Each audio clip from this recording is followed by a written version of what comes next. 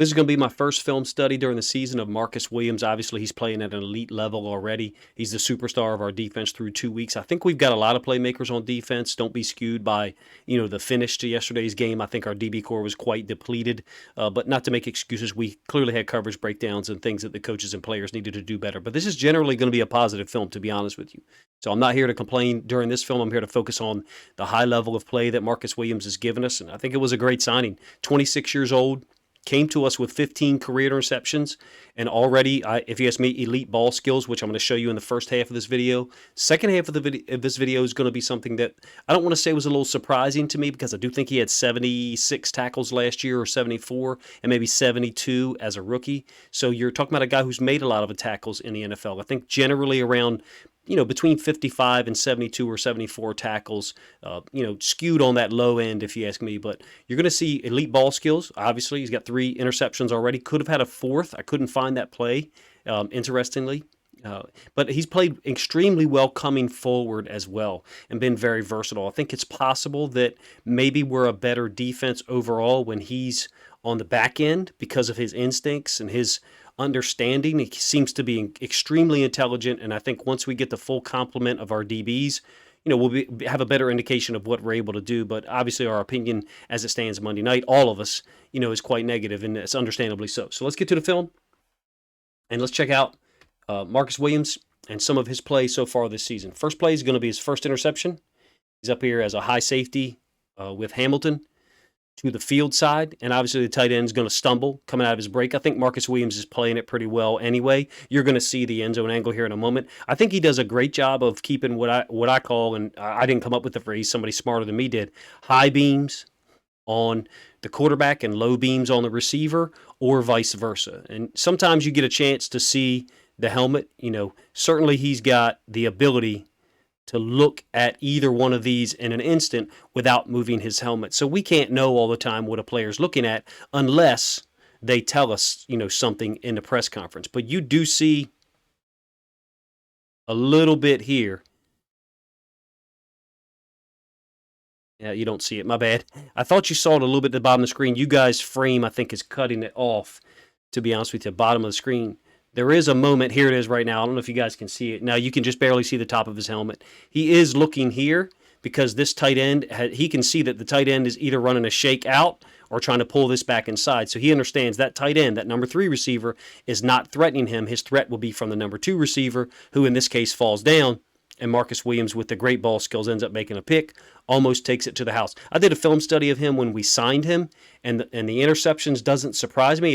It surprises me that they're coming with such propensity at this point. I think this is a great job for him and Marlon.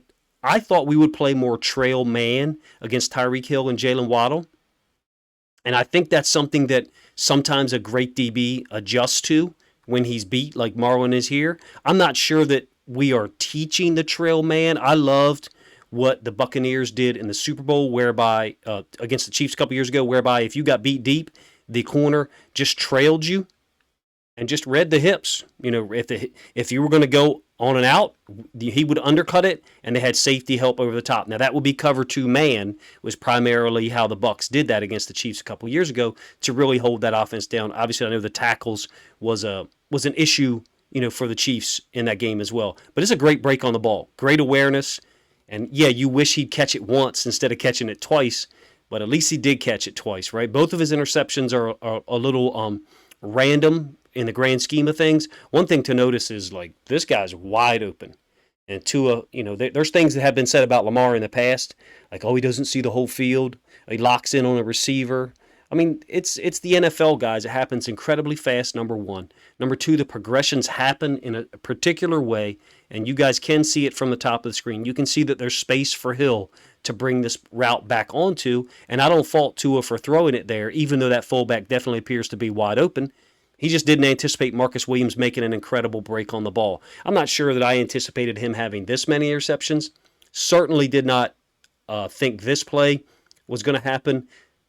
Overthrown ball, I would say slightly, but it's an interesting coverage to the 1 receiver side. It looks like to me Marlon ends up on the outside, trying to funnel him in to Williams. So that, to me, that would be half field technique there. I haven't gone over all of the coverages that the Ravens have played so far, but to be honest with you, it looks like it's possible this could be some type of quarter half. Some people call it cover 6. And I also think it's possible, as I mentioned early on, that we might be in a great situation defensively when Marcus Williams is playing on the back end on the third level of the defense, even though he does a great job, as you'll see in part 2 of this video, of playing like strong safety or even nickel a little bit at times. You can see Tua's looking off. He's looking to the side where Peters and Hamilton are. The defense is left, the offense is right. Throws it up. A little bit overthrown, and Marcus Williams has got unbelievable ball skills. This interception really reminds me of one that he had last year against Aaron Rodgers in Green Bay. I think in week 1, maybe it was in week 2. So I'm going to show it to you here. He's the field or the boundary side safety. That's Davante Adams. And I'm going to pause this for you here in a moment. I'll let it run one time through. It's throwing a vertical to the number 2 to the field. And there's really not a reason that Marcus Williams should be there. So he's the boundary side safety. And to me, he's looking in here right now at Aaron Rodgers. And Aaron Rodgers is looking right at him. Why?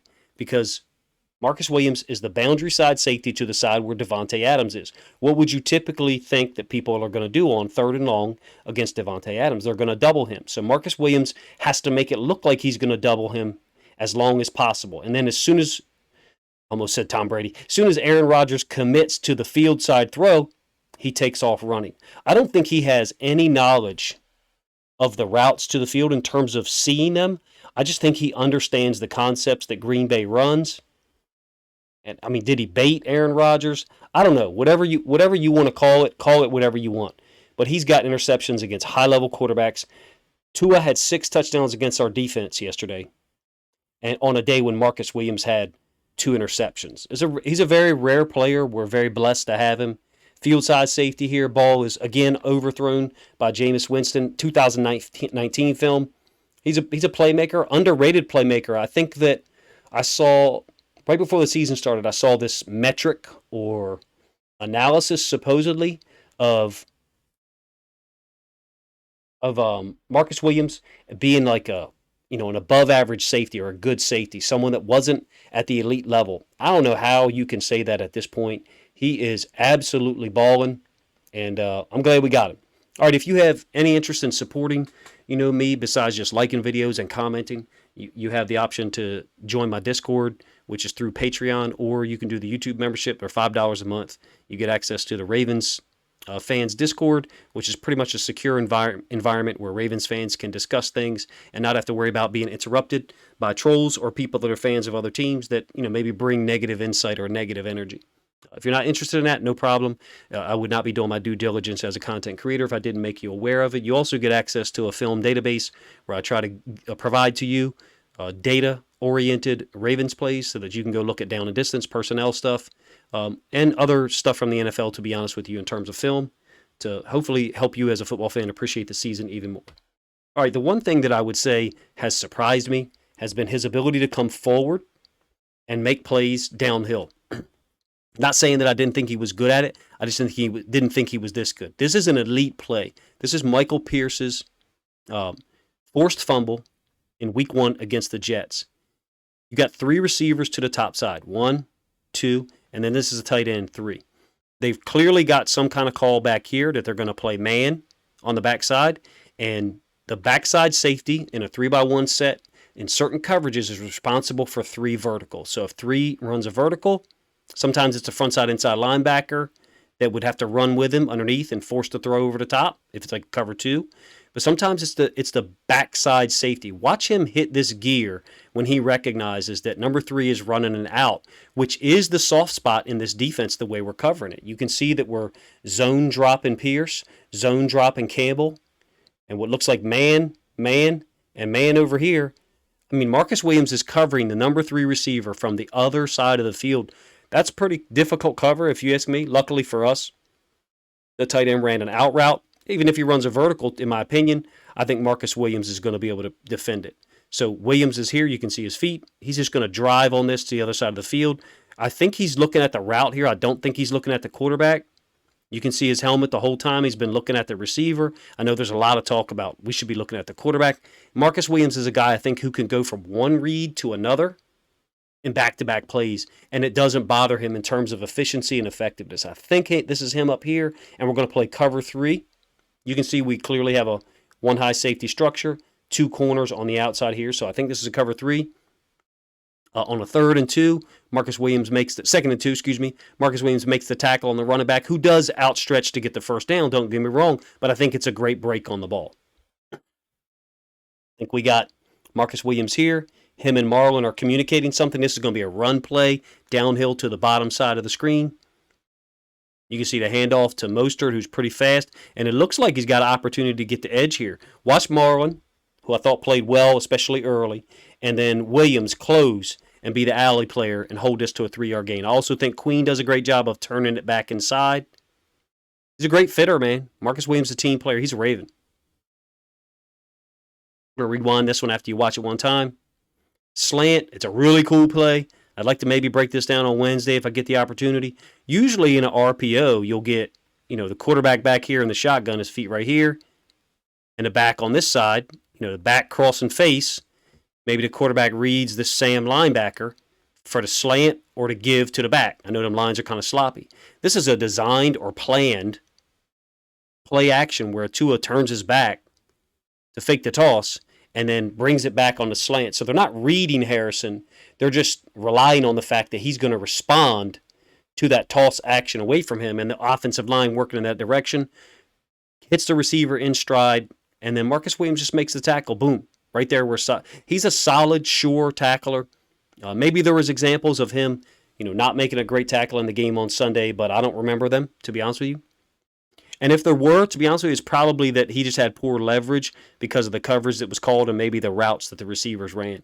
I'm a big fan. I hope you are too. The only complaint I would have about some of the things we're doing, I'll let this one run one time, is I think there's some times where we're so hungry to get pressure that we're kind of selling out and just leaving a lot of space. And to me, I feel like pre-snap, you can kind of tell when that's coming. Look at the alignment that he has here. The line of scrimmage, I believe, was the 29. By my count, that's 15 yards. Certainly there are times when you want to be 15 yards deep, depending on the down and distance. But I feel like there's some times where these routes, by the way, we're bringing Fuller, before he got injured, off the edge here. And we're bringing Marlon, who gets held by the tight end, off the edge there. So interesting blitz there. Maybe it was a run blitz, and they just hit us with the play action pass, and we weren't able to get there. But look at the soft, coverage that we have there by Williams, probably as a result of the blitz call.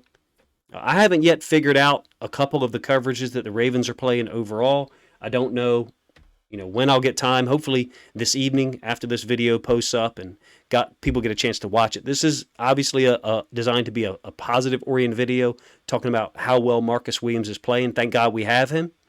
I don't remember a time when someone had 3 interceptions in the first 2 games, let alone he almost had 4. Again, I couldn't find that play where the ball was bobbled or dropped, I think by Waddle, on like an in-cut, maybe a slant, and then ended up in Marcus Williams' hands, and he dropped it too. Maybe even a second defender had a hand on it. But let me know if you appreciate the video, what you think of my breakdown of some of the plays, my perception that I knew we had a guy with elite ball skills. I knew we had a guy who could read the routes and the quarterbacks almost like at the same time. I knew we had a guy who could read different things on different plays, so he's very versatile. I wasn't aware that we had someone who could come up and play like a strong safety so well. The only problem is I think it's possible that our defense might be better. Our defense as it stands right now might be better served with him playing at the 3rd level rather than 2nd level like you see in some of these clips here. If you guys appreciate the video and you haven't subscribed to the channel, please consider subscribing now. And if you think other Ravens fans or football fans in general might enjoy this video, please consider sharing it on social media to help increase its exposure and reach.